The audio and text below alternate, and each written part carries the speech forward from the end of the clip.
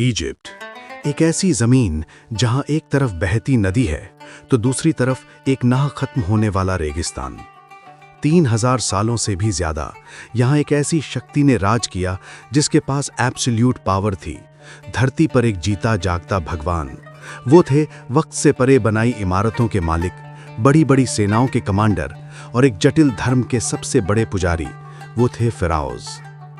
Pharaoh एक राजा से कहीं बढ़कर था। वो भगवान और इंसान के बीच की एक पवित्र कड़ी था। ऐसा माना जाता था कि वो भगवान होरस का ही रूप है और उसकी अथॉरिटी एब्सोल्यूट थी। गद्दी पर बैठते ही उसका सबसे बड़ा काम था मार्ट को बनाए रखना, यानी सच्चाई, संतुलन और न्याय का कॉस्मिक ऑर्डर। उसका हर फैसला, चाहे वो सेना को लीड करना हो या खेती का सीजन शुरू करने का आदेश देना, एक दिव्य काम माना जाता था। अपने अगले जन्म में जगह पक्की करने के लिए फेरोज ने ऐसी इमारतें बनाई जो दुनिया ने पहले कभी नहीं देखी थीं। पिरामिड सिर्फ मकबरे नहीं थे, वो रेजरेक्शन मशीन्स थे। आसमान तक जाने की सीढ़ियां जो राजा की आत्मा को स्वर्ग तक ले जाने के लिए डिजाइन की गई थीं।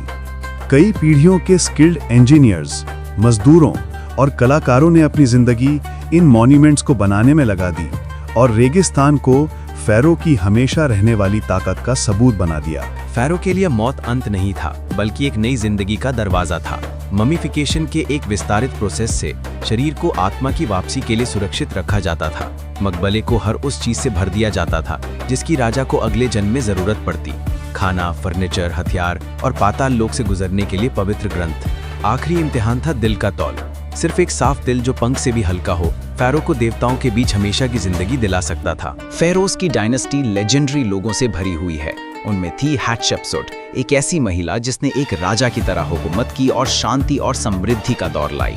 क्रांतिकारी अखिनाटन, जिसने सदियों पुरानी परंपराओं को तोड़कर सिर्फ एक सूर्य देवता की पूजा शुरू की।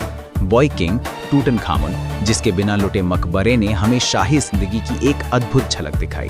और रामसीस द ग्रेट, एक महान बिल्डर और योद्धा जिसने 67 साल राज किया और पूरे इजिप्ट पर अपनी छाप छोड़ी।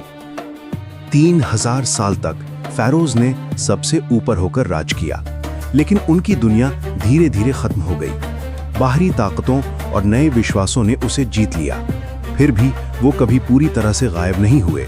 वो आज भी जिंदा है, अपने ऊंचे मंदिरों में, अपने मकबरों के सोने में और उन हायरोग्लिफ्स में जो उनकी कहानियां बताते हैं। फैरोज की विरासत खुद इंसानियत की कहानी है। ताकत, मतलब और अमर होने की एक टाइमलेस खोज जो हमेशा के लिए वक्त की रेत पर लिखी जा चुकी है।